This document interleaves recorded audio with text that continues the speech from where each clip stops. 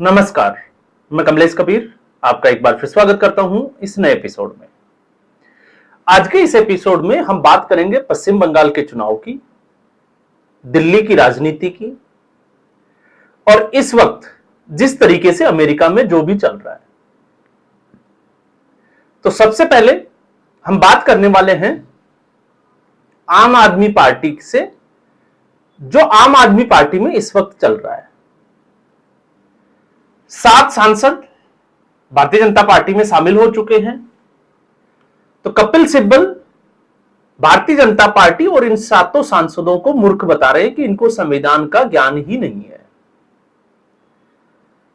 ये कपिल सिब्बल वो कपिल सिब्बल है जब भारत सरकार ने 370 आर्टिकल 370 जम्मू कश्मीर से हटाया, तो उसको वापस से जम्मू कश्मीर में लागू करने के लिए सुप्रीम कोर्ट गए और सुप्रीम कोर्ट ने यह कहा कि भारत सरकार ने पूरे संवैधानिक तरीके से आर्टिकल 370 को हटाया था। अब आप अंदाजा लगाइए कि संविधान का ज्यादा ज्ञाता कौन है, कपिल सिब्बल या फिर और कोई। अब हम आते हैं आम आदमी पार्टी के इसी विषय के ऊपर। आंकलन आपने देखा और आंकलन में जो अलग अलग तरीके से आंकलन दिया जा रहा है, लेकिन सवाल फिर एक ही उठता है कि आखिर इसका असर क्या होगा।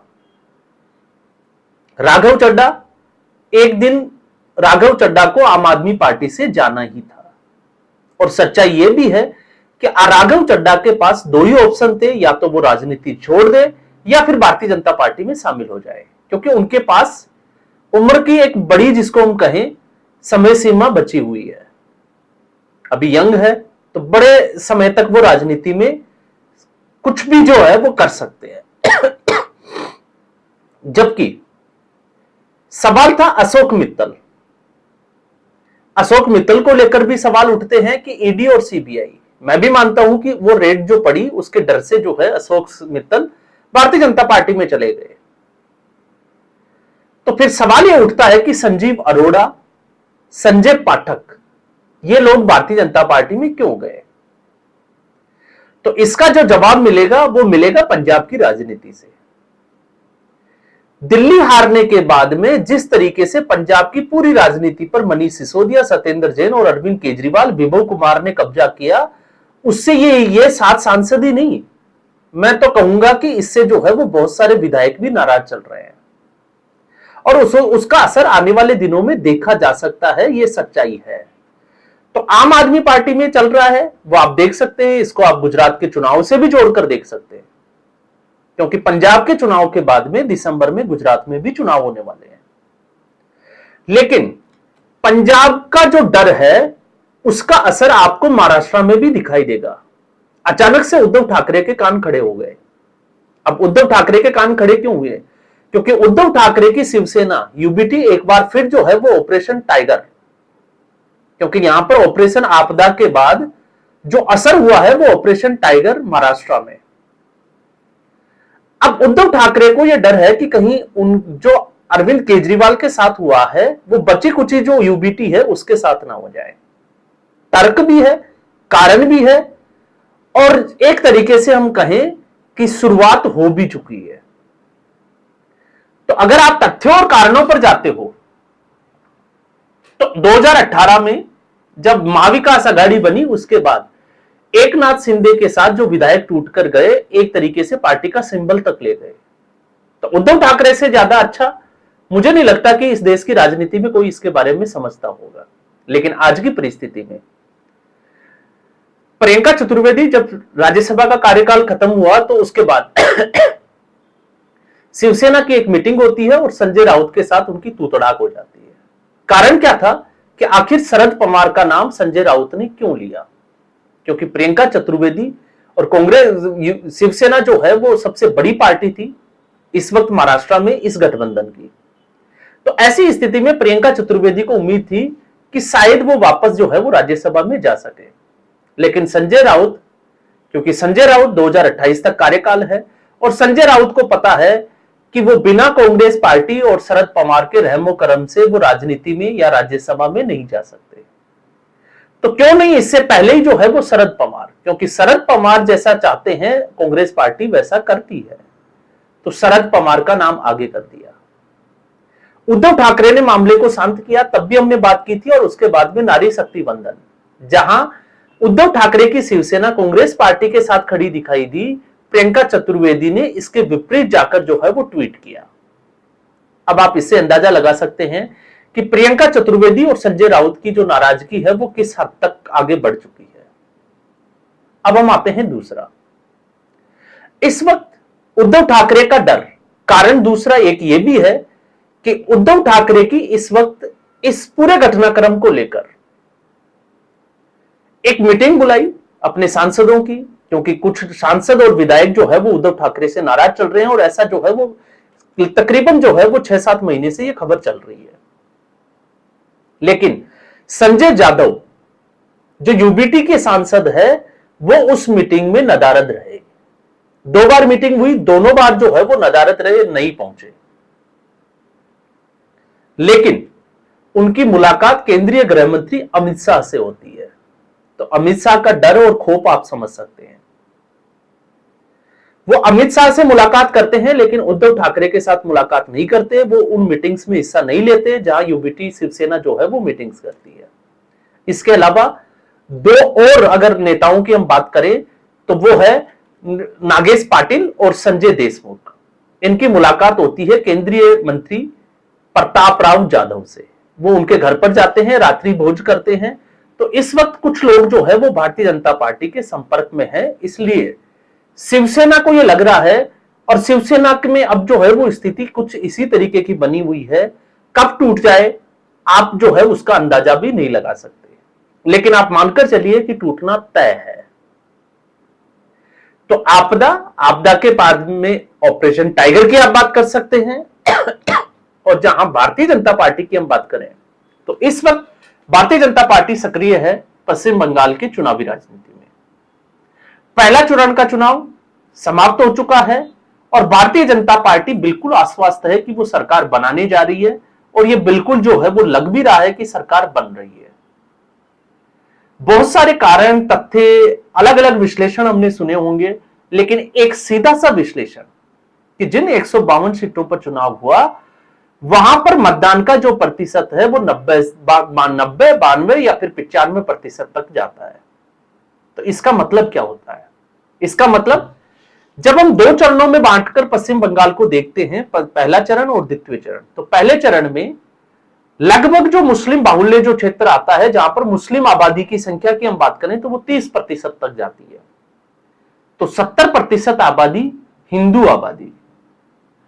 और जब 90% से ज्यादा मतदान प्रतिशत बढ़ जाता है, तो आप देखिए कि 95% या जिन सीटों के ऊपर इसके आसपास मतदान का प्रतिशत है, तो वहां पर हिंदुओं ने भी उतना ही बढ़ चढ़कर जो है मतदान प्रक्रिया में हिस्सा लिया है। तो एक तरफ 30%, तो दूसरी तरफ आप जो है वो 50% या 60% भी लेकर जाते हैं, तो यह आंकड़ा बढ़ा हुआ नजर आता है। और यही एक कारण है कि भारतीय जनता पार्टी इस वक्त बिल्कुल आश्वस्त है।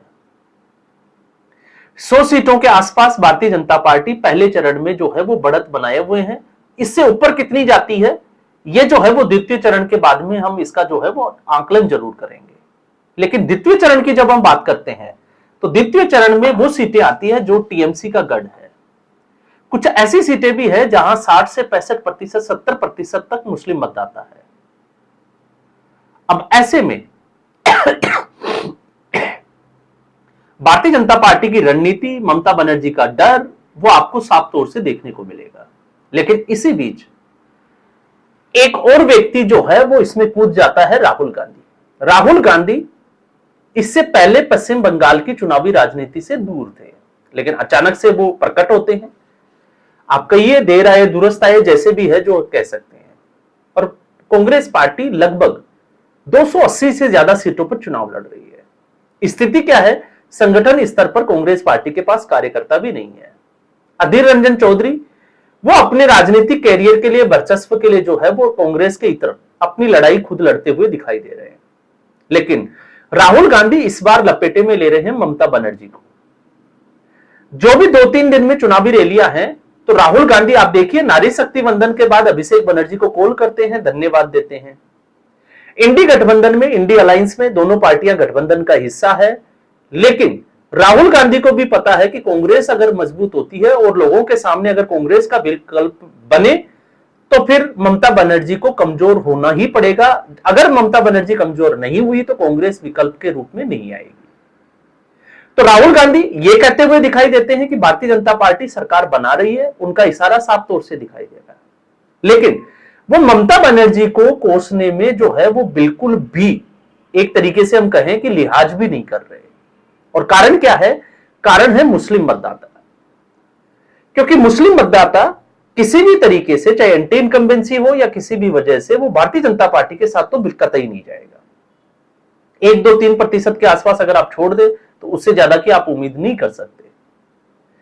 तो फिर टीएमसी, और अगर टीएमसी से कोई वर्ग नाराज है तो फिर वो किसके पास जाएगा विकल्प के तौर पर?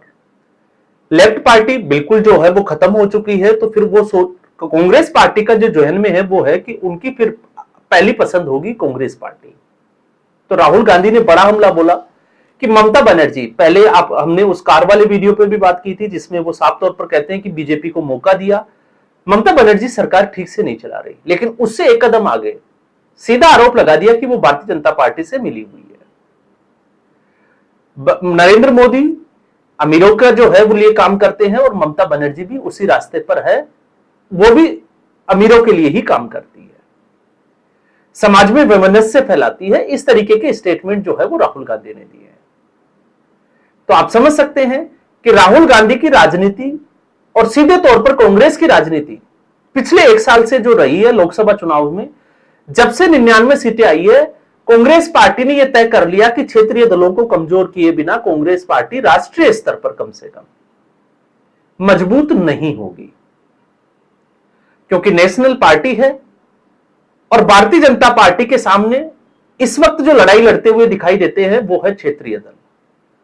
आप देखिए उठाकर, समाजवादी पार्टी क्षेत्रीय दल है, इसके अलावा झारखंड में हेमंत सोरेन, वो भी क्षेत्रीय पार्टी है, फारूक अब्दुल्ला की पार्टी, उमर अब्दुल्ला की पार्टी आप कह सकते हैं, वो भी क्षेत्रीय दल है, ममता बनर्जी वो भी क्षेत्रीय, एमके स्टालिन। तो ये लोग चुनौती देते हुए नजर आते हैं, लेकिन कांग्रेस पार्टी चुनौती में नहीं है। तो कांग्रेस पार्टी को चुनौती में अगर आना है तो क्षेत्रीय दलों को कमजोर करना पड़ेगा। राहुल गांधी उसी की तरफ जो है वो काम कर रहे हैं। लेकिन इसमें राहुल गांधी ने एक बात जो बोली, जिसमें उन्होंने राष्ट्रीय स्वयं संघ के बारे में, सरेंडर संघ जो है वो बोला, उसमें कहीं ना कहीं हम ये कह सकते हैं कि एक बार फिर भारतीय जनता पार्टी ने राहुल गांधी को मौका दे दिया, और बड़ा मौका दे दिया, क्योंकि भारतीय जनता पार्टी में भी ऐसे नेता शामिल है जो देर सबेर इस तरीके के बयान देते हैं जिसकी वजह से नरेंद्र मोदी का संकट बढ़ जाता है। फिलहाल यूजीसी से और बाकी सब चीजों से निपटते हुए नारी शक्ति वंदन पर भारतीय जनता पार्टी ने एक नई अप्रोच के साथ एक नया नैरेटिव बनाने का एक पूरा जो है वो हम कहें कि धरातल के ऊपर मसौदा, फॉर्मूला जो है वो सारा कुछ तैयार किया। लेकिन अब अचानक से जो है वो राम माधव का अमेरिका में हडसन यूनिवर्सिटी में दिया हुआ एक बयान जो है वो वायरल हो जाता है राहुल गांधी के इस स्टेटमेंट के बाद।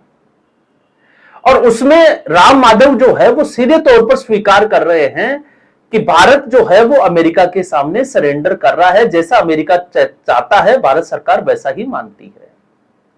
हालांकि बाद में उसके ऊपर राम माधव ने जो है वो सफाई देते हुए गलती स्वीकार की कि उनके साथ तथ्यों में गलती हुई है, लेकिन इससे गलती करना नहीं कहते, इसको जो है वो नैया डुबोना कहते हैं। क्योंकि ऐसा बयान मुझे लगता है कि देने की जरूरत नहीं थी, लेकिन अगर राम माधव ने यह बयान दिया है तो आने वाले समय में विपक्ष के लिए एक ये बड़ा मुद्दा है जिसके सहारे वो नरेंद्र मोदी को घेरते हुए नजर आएंगे। तो इसके ऊपर हम जो है वो अलग से एक वीडियो में विस्तार से बात जरूर करेंगे। तो राम माधव ये धर्मेंद्र प्रधान के बाद अगर आप देखोगे तो भारतीय जनता पार्टी की दूसरी सबसे बड़ी मुसीबत बनकर निकले हैं। और ऐसे समय में जब कूटनीतिक स्तर पर या डिप्लोमेसी के मायने में अगर हम देखें तो भारत ही नहीं पूरा विश्व जो है वो जूझता हुआ दिखाई दे रहा है। तो ऐसे में इस तरीके का बयान एक तरीके से राहुल गांधी के लिए एक मुद्दा, एक संजीवनी। तो दूसरे चरण की अगर हम बात करते हैं तो दूसरे चरण में अब ऑलमोस्ट जो है वो दोनों पार्टियां जोर लगा रही है। कलकत्ता में आप देखिए प्रधानमंत्री नरेंद्र मोदी का हुगली नदी में जिस तरीके से फोटोशूट होता है, वो भ्रमण करते हैं। राहुल गांधी हुगली में जो है वो ये स्टेटमेंट दे रहे हैं, और ममता बनर्जी की चिंताएं लगातार जो है वो बढ़ती जा रही है, और हो सकता है कि एक तरीके से Bharatiya Janata party clean sweep की तरफ आगे बढ़ जाए। तो ये इस पूरे सप्ताह का अगर आप देखोगे तो एक ऐसा घटनाक्रम जिसके ऊपर पूरे देश की अब जो है वो नजर बनी हुई है। इंतजार है 4 मई का कि 4 मई को परिणाम क्या होने वाले हैं, किस राज्य में किसकी सरकार बनेगी, और उसके बाद में भविष्य में जो है वो राजनीतिक दिशा पार्टियों की किस तरीके से होगी। लेकिन आम आदमी पार्टी की आपदा, जो ऑपरेशन आपदा हुआ, उसके बाद में ऑपरेशन टाइगर, इसकी बहुत जल्द होने की संभावनाएं जो है वो आप लगा सकते हैं। तो इस एपिसोड में फिलहाल इतना ही। उम्मीद करूंगा वीडियो एपिसोड आपको पसंद आया होगा। वीडियो को लाइक करें, शेयर करें, चैनल जरूर सब्सक्राइब करें। धन्यवाद।